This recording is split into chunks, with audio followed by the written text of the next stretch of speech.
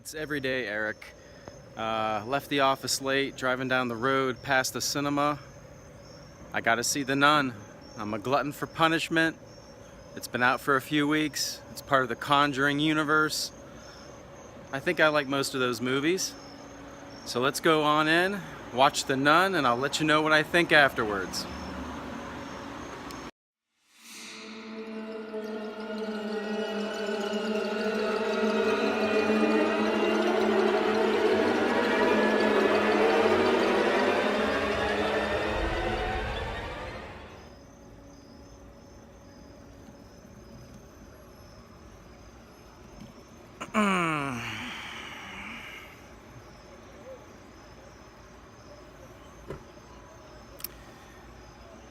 Time to go home for my review.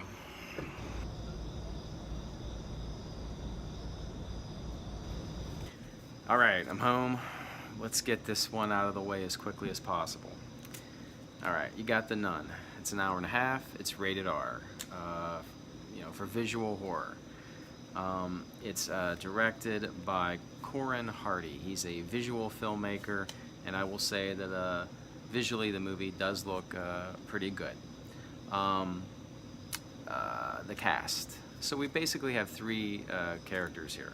We have Damien Burcher playing an exorcist, Taza Farmiga playing Sister Irene, who accompanies him. And oddly enough, Taza Farmiga is the younger sister of Vera Farmiga, and Vera Farmiga is in The Conjuring 1 and The Conjuring 2 as Lorraine Warren. And the third main character is Jonas Bloquet. He plays Frenchie. He's a local townsperson who just accompanies the exorcist and Sister Irene to the Abbey. So, alright, story. What's going on here? There is a suicide. A nun hangs herself at the Abbey in Romania, and that type of thing is a sin in the Catholic Church. The Catholic Church, we get the impression they think there's something more going on, so they send the exorcist and Sister Irene, who team up with Frenchie and go to the Abbey, and then of course they're going to meet the nun.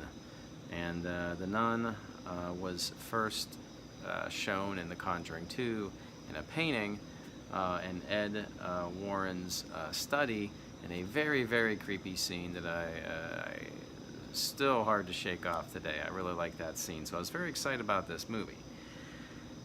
However, I saw the movie. This movie doesn't really match that scariness of the scene in Conjuring 2. It doesn't really add layers or depth. It tries to have a backstory about who is the nun, why we should care, where the nun came from. It's not compelling. It doesn't add anything to the mythology. This movie has a Van Helsing feel, or a feel from the novel Dracula. And I mean Van Helsing, the movie, the recent movie, about a team up going to a castle, fighting a thing, and I really wanted more, something more psychological, and it's after seeing Hereditary earlier this summer, the bar has been set pretty high for my horror. The plot leaves a lot of questions. Why did the church suspect something was going on? Why did they insist on Sister Irene accompanying this exorcist? What does the nun really want? Why is she there? Why are the sisters there? Let's talk about scares. It's a horror movie. It took a while to get going, and it took a while for any scares to happen, and that's okay, because Hereditary is a slow burn, the slowest of burns, and I loved it. This took a while to get going, and there was some creepy, skin-crawly moments when you first sort of encounter the nun, but then it got repetitive. I think they ran out of nun tricks to spring on you.